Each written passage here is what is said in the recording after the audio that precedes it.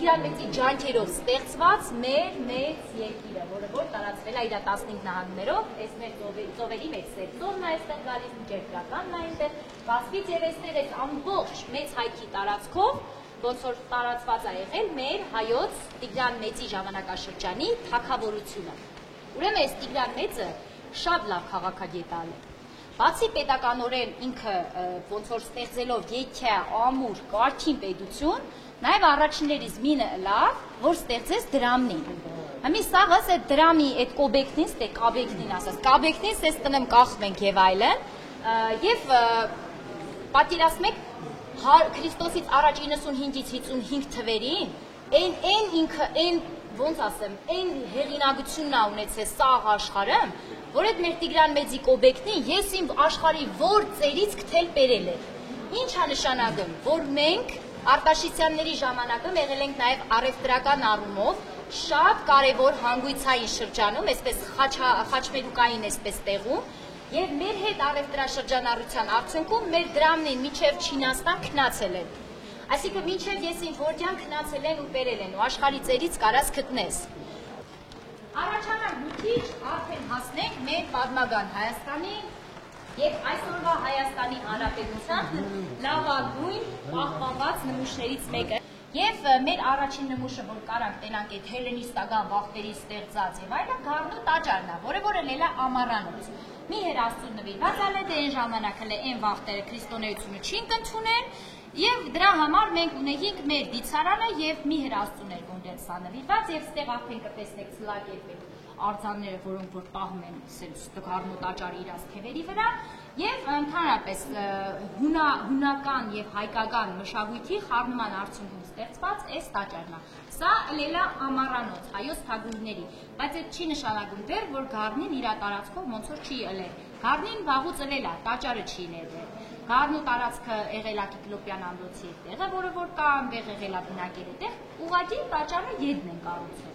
Ուրեմն ստեղ ինչն է ձեզ ցույց տամ առաջինը, հավասարաթև խաչը։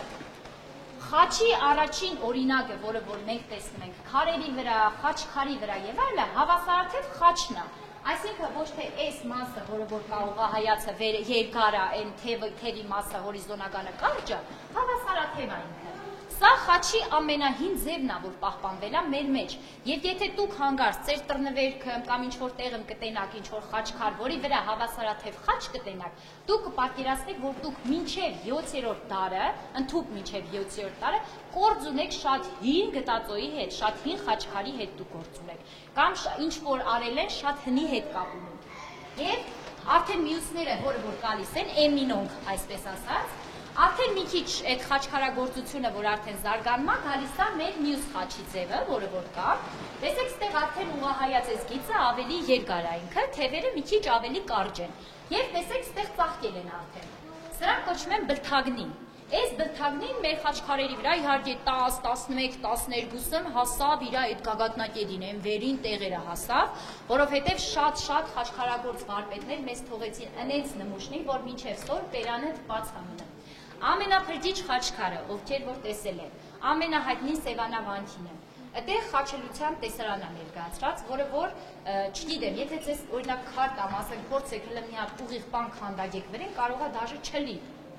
Պատկերացրեք վարպետի հմտության աստիճանը, քարի հետ աշխատիլի այդ իրա նուրբ այդ աշխատելավոճը, որ կարացել է այն տեսակ արժեք թողի մեզ, որ մինչև սոր մենք կարանք դրանով հպարտանանք ու մինչև սոր մենք կարանք ցույց տանք։ Սա եզակի բան է, ժողովուրդ ջան, եզակի։ Դրա համար որ խաչքարի կողքով դուք ընդհանրապես անցկանաք, իր կողքով անտարբեր մի ելեք։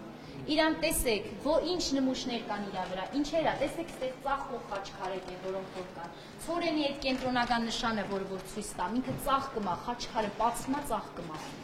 Հնի քնանք ստեղ է, ուրեմն Հայաստանը, որ ասում եք խաչքար, ինչ է առաջինը մտքերներիդ գալիս։